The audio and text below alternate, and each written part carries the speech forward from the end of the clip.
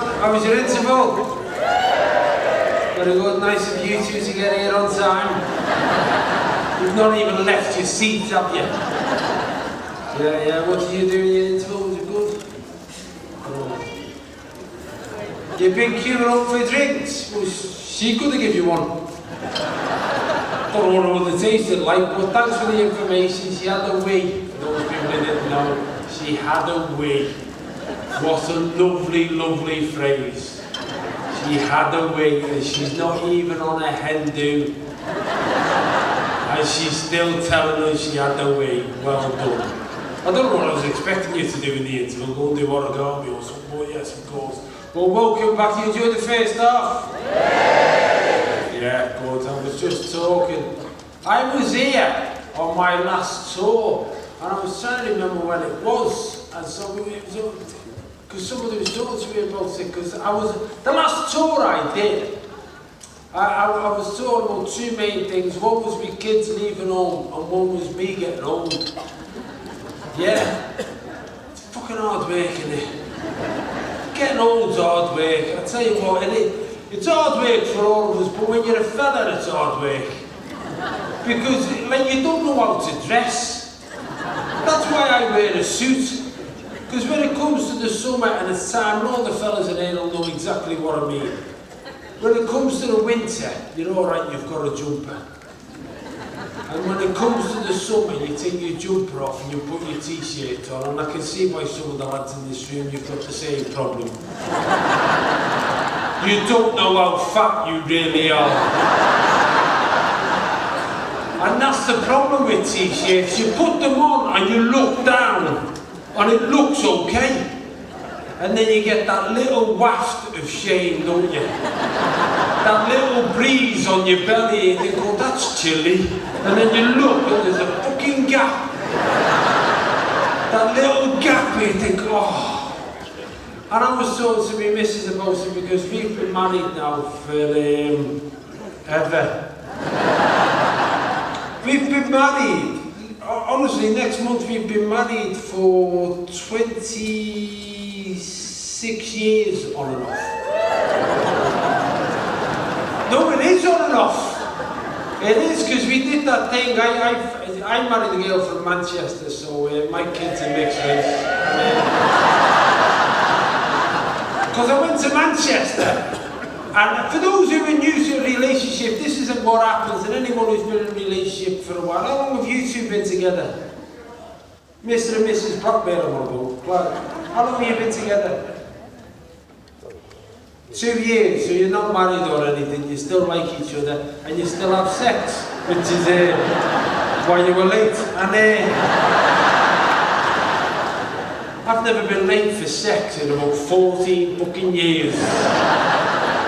It used to be, when you first have it, you can't get enough of each other. And then you get that point in a marriage, so you can tell every married man, you can tell, like, honest to God, girls, if you're married to a man and he wants to go on a stag do and all the rest of it, and you've been married to him for more than 5 years, let him go. Just let him go. Don't do all that thing about worrying about him. Oh, you're going to be with your mates, you're on a stag do, you're going to be in Blackpool, getting pissed up, supposed to be women there. Supposed to be women there, you'll be chatting women up, really, None of this is ever said, by the way. It's just in the eyes as you walk around the house. You're going to be chatting women up, You're going to be there in the bars, chatting women up, going clubbing with your mates, chatting women up, will you, going clubbing, trying to chat women up, Well, listen, if you've been with him for more than 5 years, let him go. Because he's not going to chat anyone up. Because when you've been with a woman for more than 5 years, you don't know how. Somehow you suck the chat-up lines out of our heads. That's why men get accused of being lecturers, it's because we don't know what to do next. We just stand there going,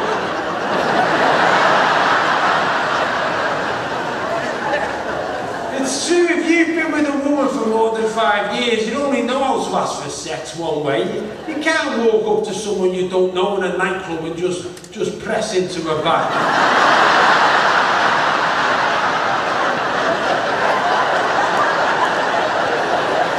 I just hope she turns around and goes, oh, go on then. When you do the kids in the morning. And it's just a different world, and and then what happened when I was saying the on and off, that was a true thing, because I met her in Manchester. I went to college in Manchester, and I met her, and she lived in Manchester, and then we fell in love, and then we got married, and we did that thing, and it's rare if you know that's what happens. We fell in love, got married, and then I had kids. I had 3 kids all born close together, because I'm a good shot.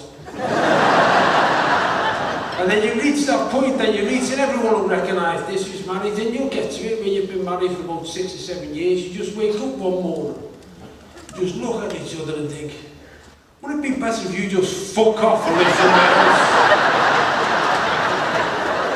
And it happens to everyone, doesn't it? And you just get over it. So all I'm saying is, when you're thinking that, plough on love. But it's also hard now, because like you can do it. You can drop and then start again. And you get on Tinder and all the rest of it, and all that stuff, which we never had. We never had anything like that. Like, I was speaking to my lads, one of my lads was showing me how Tinder worked, and I went, fuck it up, mate. He said, you just look at it. He said, if you like it, you go like that. If you don't like it, you throw it in the fucking bin. That's unbelievable, isn't it?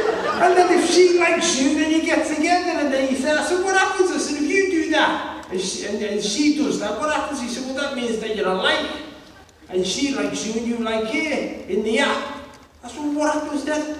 He said, well, then you communicate via the app, and then if you've built up a rapport, then you swap personal details. It might be an email or a phone number, and then you start texting, and then you email, and then you might want to phone each other, and then you speak to each other, and then you arrange to go on for a drink with each other, and then you meet and you go for a drink, and if you're really lucky and you hit it off, you have a shag. And then I said, all that effort. I said, you know what we used to do?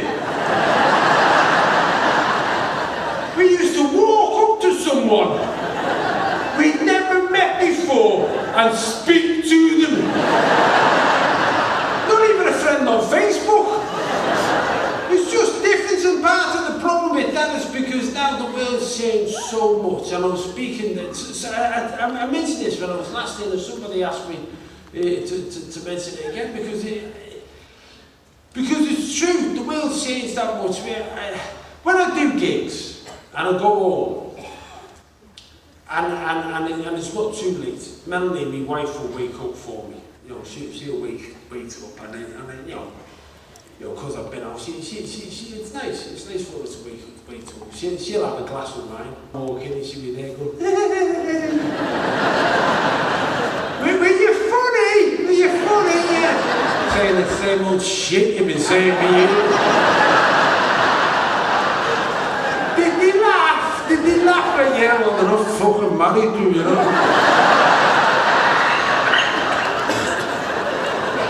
You know the best thing about that? The first time I did the mumbling into the glass thing was when I was in Brighton.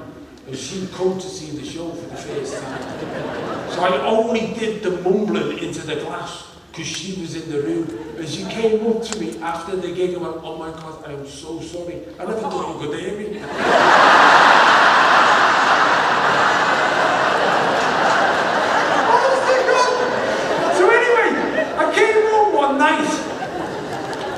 And the telly was on, because she'd kept the telly on, and there was a programme on that sums up how the world's changed to me, how everyone's after instant gratification. It was a dating show that I'd heard of, but I'd never seen. Right, it was a dating show called Naked Attraction. Right, so some of you have seen it. Now those who have seen it know what I'm about to tell you is true. Those who haven't seen it, I swear to God what I'm about to tell you is true. It's unbelievable. Particularly when you compare it to the dating show of our youth, which was what? Blind Date. Blind Date. And it's a bit like Blind Date. Right, for those who don't remember Blind Date, I'll say Blind I did was a show hosted by this woman called Cilla. And what used to happen?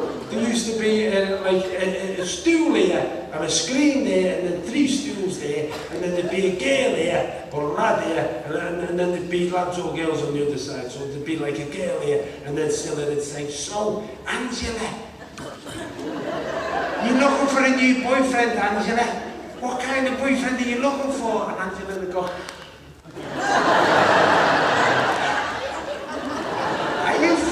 "I just want a boyfriend, Cilla. I want a boyfriend that I can have some fun with, Cilla, and go out with, Cilla, because I like going to discos, I like going horse riding and roller skating. I just want a boyfriend I can have fun with, Cilla." And Cilla goes, "Oh, that's great, Mum. We all wish you a lot of luck, don't we, everyone?" And then, for no reason whatsoever, she'd walk forward, look at the 3 lads and go, and then come back like that. And then she goes, "So, Angela, have you got a question for the boys?" "Yeah, I have, Cilla." "Hiya, boys, hiya. I like going to discotheques and horse riding and roller skating. Sometimes when I come home, I'm very, very hungry. And when I'm hungry, I might want to eat a dessert. If I wanted a dessert, and you were the dessert," it's Saturday night, Sally. "If you were the dessert, what dessert would you be?"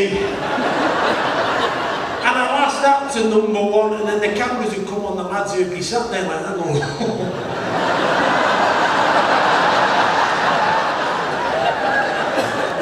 "Oh, all right, Angela. No, get off. All right, Angela. No, I get off. I like desserts as well, Angela. And if I were a dessert, Angela, for you, I'd be spotted dick. No, and I'd love to fill you up." And then Cilla would go, "Oh, hey, sorry to the folks at home, that's a little bit racy, that's a bit naughty, that's a little bit racy. That's a little bit racy. Fuck me, times have changed, I tell you what. This naked attraction, right, I come in, now he's gone on in the background, and I did of it, not seen it. It's hosted by a woman called Anna Richardson, who's brilliant at it. Can't imagine anyone else doing it. And the show that I saw, there was a girl looking for a girl, so it was a gay woman looking for another gay woman. They have gay men looking for gay men, they have men looking for women, women looking for men, bisexual people just fucking trying to make their mind up. But everyone's involved, which is brilliant, the way it should be. And the one that I saw, there was this girl on, and so she says, "So, Yvonne, you're looking for a new girlfriend, Yvonne. What kind of girlfriend are you looking for?" And she said, "Well, I'm vegan, so I like organic cooking. I enjoy walks in the country. I really like country walks, and I'm fascinated by history. So I really got a passion for history, and I love going to museums. So if I could find somebody who shares all, or maybe even some of those passions, it would be marvellous." And she went, "Okay, well, let's see what we can do then." She turns around. All the contestants are stood in these pods. There's 6 of them. The screens come up to there. They're all stood, not a stitch on. 6 of them, not a stitch on. There's literally just a row of fannies. It looks like a shit, some of the pops of the 80s. Because there's 2 Mohicans, 2 look like that. 2 Mohicans, 2 look like they're out the Jackson 5 and Right Said Fred.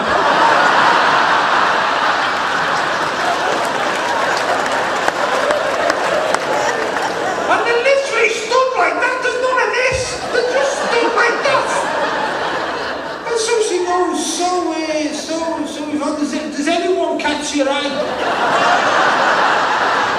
Does anyone catch your eye? It's a row of fannies. You don't want to see a fanny and go, "I'll tell you what, she looks like a vegan."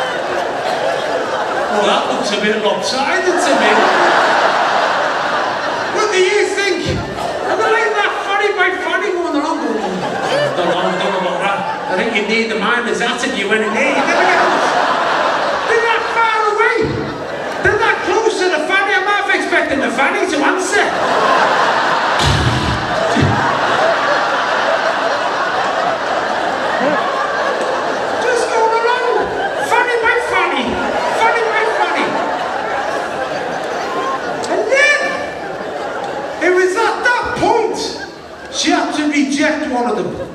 Purely based on what a fanny looked like. I couldn't believe it. I couldn't believe it.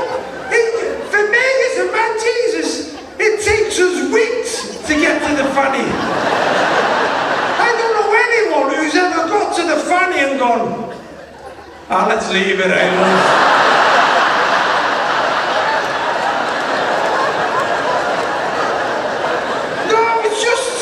I was expecting it. Do you know what I mean? So she does it.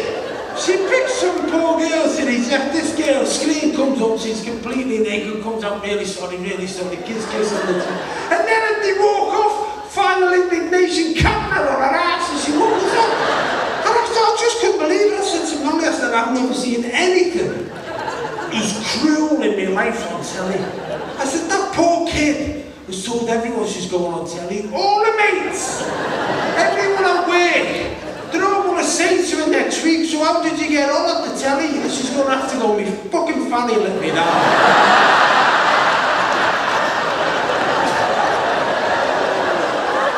Same old problem, innit? I don't know what I'm going to do about it. So they get rejected there. Then the screens come up to the next bit, so then it's boobs. So then they have a boob conversation. What kind of boobs? They like pointy nipples. They like. Apparently she didn't like pierced nipples because they got on a film. That's true. Who'd have thought? She goes along. She rejects someone at the boob stage, and then the next bit is the bit I could not believe. I could not believe. The screen comes up to reveal the whole person of the final contestants. So you see them, the whole person. And it was at that point that the host, Anne Richardson, said something that's never been said by anyone ever on planet Earth. Not on telly, on planet Earth, because no one's ever had the reason to say it. The screen comes up with the remaining contestants, so you see the lot of them, and she turns around and goes, oh my God. Now, I'll be honest with you, I would never put that minge with that face. I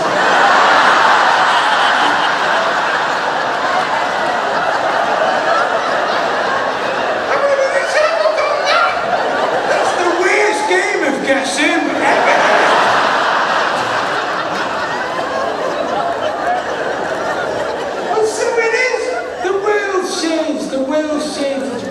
It's massively different. So I'm glad that in a world when everybody's doing everything instantly, you've come out here to share your time and listen to people talk. It's brilliant. Thank you for coming. He's on the sponsored run. Go on, son. Yeah. How much money do you owe? Right. Right, ladies and gentlemen, I've got to say, this is part of Manford's Comedy Festival. It's the first year that they've done it. They did last night and tonight. Afterwards, there's a late show in the pavilion. If you want more comedies and some fantastic comedians on there, keep supporting it. You know, let's be honest, Jason fucking needs cheering up. So,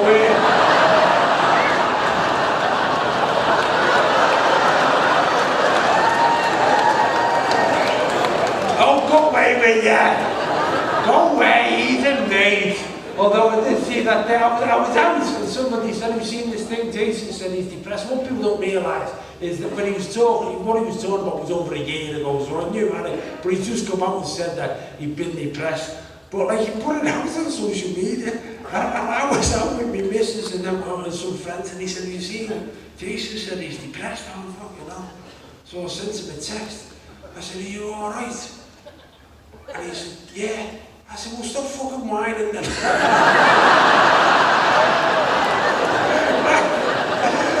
then I didn't get a reply.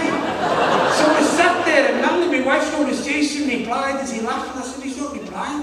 She said, are you sure? I said, he's not replying. Fucking an hour and a half he didn't reply. She said, you're going to have to phone him. You don't want that to be the last text message. What he's looking for. But it was a very, very brave thing of him to do, and also the message to take away from what he said, which I definitely agree with, is that if you struggle, it doesn't mean you're failing, which is fucking a great lesson.